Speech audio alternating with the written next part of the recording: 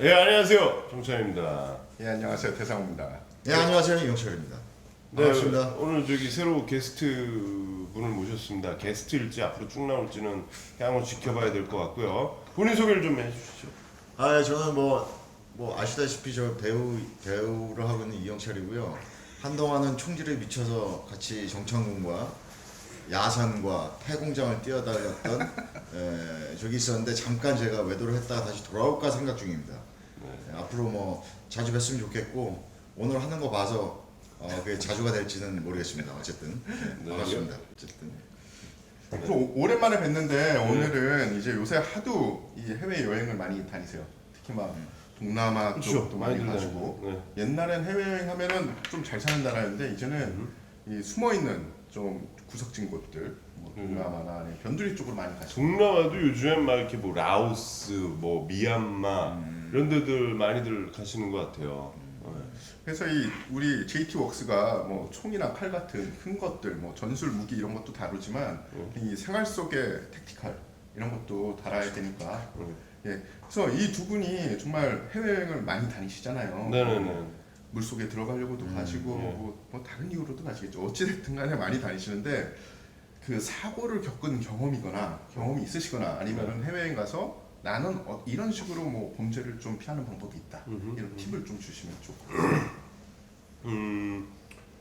먼저 뭐 이 친구도 물질을 좋아해서 최근에 다시 복귀를 하긴 했는데 이제 동남아시아에 많이들 물질을 하러 가세요. 스쿠버 다이빙을 하러 가시거나 또는 뭐 워터 스포츠나.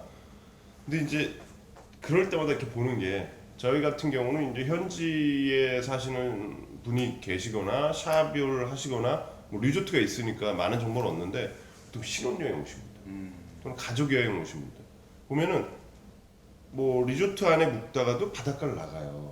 나가면 다들 이렇게 지갑이나 뭐 현금이나 지갑까지는 아니더라도 현금을 챙기거나 뭐 슬리퍼나 이런 것들을 모래사장에 또 놔야 되잖아요. 물에 들어가려면.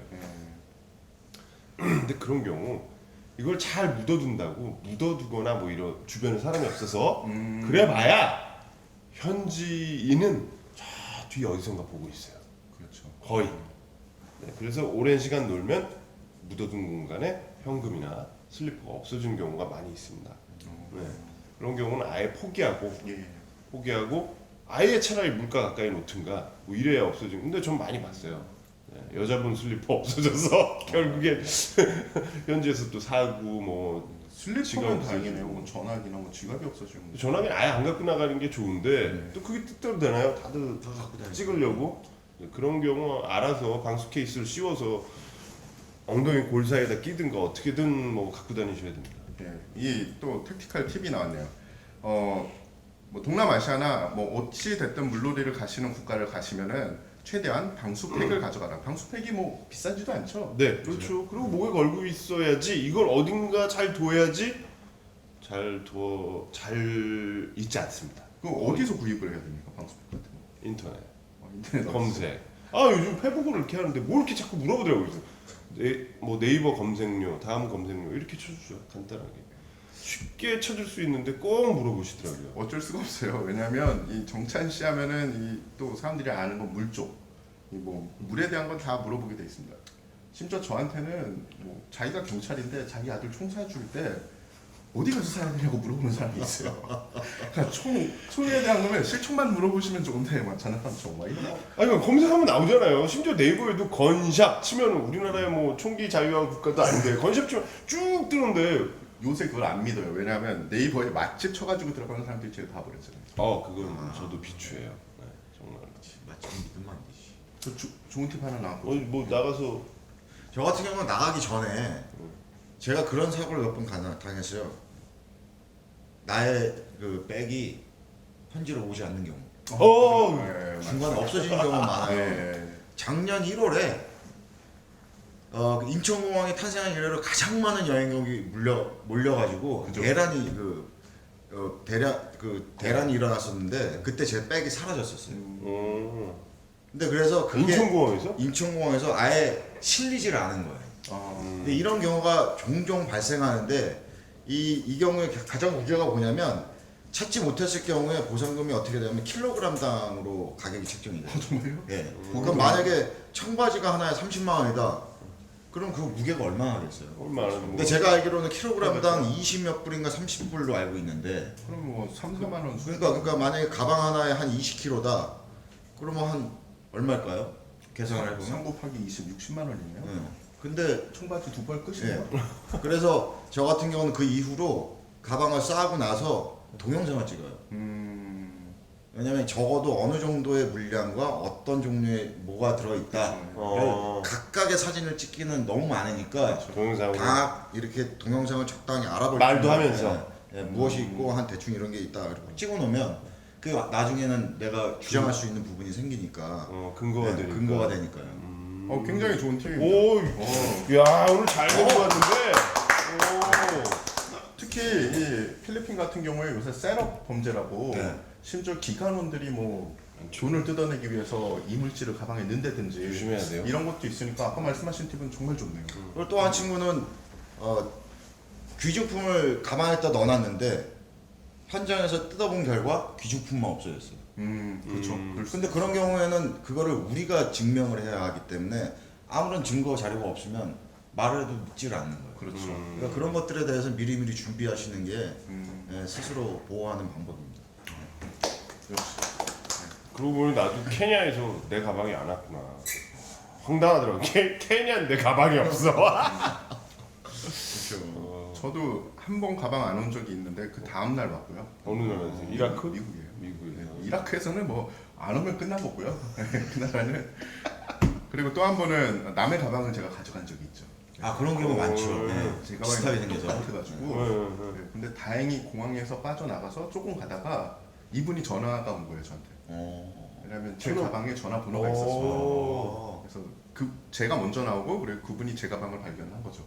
그 정도로 똑같았어요. 그래서 그분도 똑같은 줄 알고서 발견을 하고서 네? 이 전화를 잠겨 있으니까 열지 못하고 전화를 한 거죠. 그래서 다시 돌아가서 안전하게 가방을 바꾼 그 자기 개인 정보라 적는 걸 좀 꺼려 하는데 적어가지고 오히려 덕을 본 경우네요. 그렇죠. 그럼 가져가신 가방은 번호가 없었어요? 그건 없었어. 아니요. 있었을 수도 있습니다. 근데 그때까지는 제가 제 가방이라고 철석같이 믿고 있었죠. 여러분이 별로 내 것보다 귀중하지 않으니까 이 반류 비교를 해보니 반응. 그래서 전화할까요? 이게 더 돈이 돼? 이러면 안 할 수도 있었는데 네, 그렇죠. 그 당시 뭐 제 가방이라고 해봤자 뭐 빨래터리든 뭐 이런 거 필요 없으니까 충분히 가능합니다. 뭐 가능은 한데 그분은 선의로 그러신 거를 알고 있습니다. 그리고 저 같은 경우에는 이제 좀 안 좋은 지역을 많이 갑니다. 제3국가 이런 데 가서 거기는 그냥 이런 스마트폰 이거 자체가 돈입니다. 그래서 스마트폰만 전문적으로 훔치는 사람들이 있어요. 특히 뭐 브라질이나 중국 이런 데선. 근데 요새는 스마트폰이 그냥 전화가 아니잖아요. 자기의 귀중한 개인 정보. 스마트폰 써요? 이 폴더폰 쓰지 않아요? 있습니다. 국정원이 쓰는? 둘 다 가지고 있어요. 그래서 가끔 헷갈리기도 하시죠, 그분들이. 어쨌든 간에 스마트폰을 해외에서 잊어버리면 이게 문제가 많아요. 개인 정보가 그대로 나가기 때문에 뭐 범죄에 악용되는 경우도 많아요. 그래서 저 같은 경우엔 그런 제3국가를 갈 땐 전화기를 빌려서 가죠. 렌트해서. 공기계를 가져가는 거죠. 그러면 잊어버려도 저한테 피해는 별로 없거든요. 끼껏 해봤자 뭐 거기 가서 찍은 사진 몇 개, 현지 전화번호 이 정도로 보시면. 그러니까 저도 그런 경우가 있어요. 그래서 해외 여행할 때 검증되지 않은 그 스토어에서는 카드를 쓰지 않는 게 바람직하다고 생각하는 게 뭐냐면 신용카드? 네, 신용카드요. 제가 미국에서 몇 번에 인터넷으로 뭐 무슨 이렇게 검증되지 않은 사이트에서 오더를 했는데 한국에 돌아왔을 때 제가 쓰지 않은 돈 5,000불 가량이 청구가 된 거예요. 어떻게 했어? 그러니까 미국 같은 경우는 그게 재밌더라고요. 카드 번호만 있으면 그거를 승인 받을 수 있는 맞습니다. 방법이 있더라고요. 그래서 이제 카드사하고 연락한 결과 다행히도 그 사용한 날짜들이 내역들이 제가 한국에 있을 때 미국에서 사용한 거라서 그걸 밝혀내기가 좀 쉬웠는데 그래서 카드 같은 거 사용할 때도 뭐 인터넷 사이트라도 이게 검증된 사이트가 인지 아닌지 아니면 뭐 식당이나 아니면 뭐 상점 같은 경우도 좀 이렇게 대체적으로 좀 알려진 상점이라면 괜찮은데 그렇지 않은 경우에는 이런 사고가 가끔 나는 것 같더라고요. 맞습니다.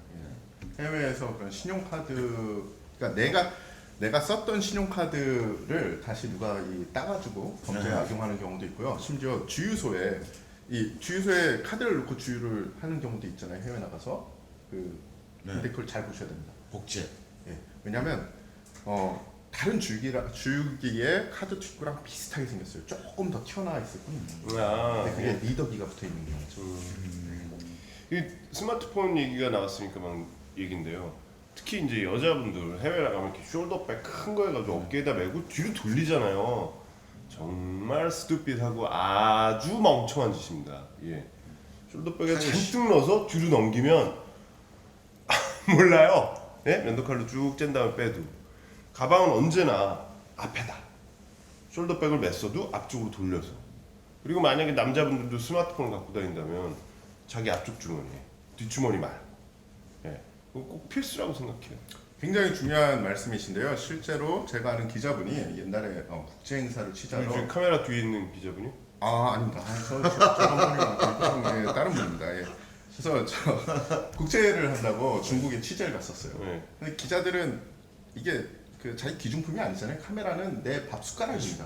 그렇기 때문에 그냥 편하게 매거든요. 그래서 카메라 그때는 이 렌즈를 교환하고 뭐 이런 시간이 없기 때문에 카메라 세 대를 딱 맨 거예요. 한참 걸어가다 보니까 카메라가 점점 가벼워지더래요. 나중에 봤더니 렌즈도 다 없고 메모리 카드도 다 빼갔더래요. 그러니까 말씀하신 것처럼 그런 좀 치안이 안 좋은 나라를 가면 모든 거는 내 눈 쪽 예, 앞에 있지. 다 있어야 됩니다. 네. 카메라 렌즈 분리하는 게 좀 힘드니까 못 빼가겠지. 아닙니다. 전문가들입니다. 다 빼갑니다. 게다가 방송용 렌즈는 한 개당 뭐 1,500불, 2,000불, 3,000불짜리가 많거든요. 예, 하여튼 해외 나가서 뭔가를 뒤로 돌리면 이건 내 게 아니다 라고 인정을 하는 거예요. 앞쪽에다. 딱.